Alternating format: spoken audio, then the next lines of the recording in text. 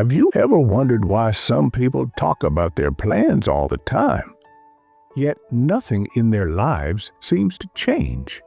And then there are others who say very little, but one day everyone suddenly notices their success. The difference is often not talent, it is silence. Once, in a quiet town surrounded by hills, there lived a young man named Daniel. Daniel was intelligent and full of ideas. Every week, he imagined a new future for himself. One day, he wanted to become a writer. Another week, he dreamed of starting a business. Sometimes, he talked about traveling the world. But Daniel had a habit. Whenever a new idea entered his mind, he immediately shared it with everyone. He told his friends. He told his neighbors. He even told strangers in the marketplace. "I'm going to write the best book anyone has ever read," he once said proudly. People smiled. "That's amazing," they said. "You are very talented." Daniel felt proud, his chest filled with excitement. But the next morning, when it was time to sit down and write, he felt strangely unmotivated. Days passed. The book was never started. A few weeks later, Daniel had another dream. This time, he wanted to start a small bakery.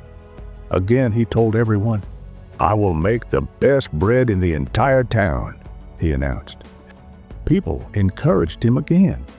"That's a wonderful idea. You will succeed for sure." Daniel felt happy.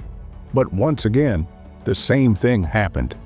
After the excitement faded, he lost the energy to begin. Months turned into years. Dream after dream appeared and disappeared. Daniel could not understand what was wrong with him. One evening, while walking near the river, he met an old carpenter named Thomas. Thomas was known in the town for his beautiful wooden work. His tables, chairs, and doors were admired by everyone. But Thomas was a quiet man. He rarely spoke about himself. Daniel sat beside him and said sadly, "I have so many dreams, but I never finish anything." The old carpenter looked at him carefully. "Tell me," Thomas asked, "what do you do when you get a new idea?" Daniel answered quickly, "I tell everyone about it." The carpenter nodded slowly. Then he said something strange. "Come to my workshop tomorrow morning." The next day, Daniel arrived early. Inside the workshop, the carpenter placed 2 pieces of wood on the table. He picked up the first piece and began carving it quietly. For hours, he worked in silence. Then he picked up the second piece of wood, lifted it high, and called to the people passing outside. "Look, everyone," he shouted. "I am going to build the most beautiful chair you have ever seen." People gathered around the door. "That will be amazing," they said. "You are truly talented." The carpenter smiled, but he did not touch the wood again. Instead, he returned to the first piece and continued carving silently. Days passed.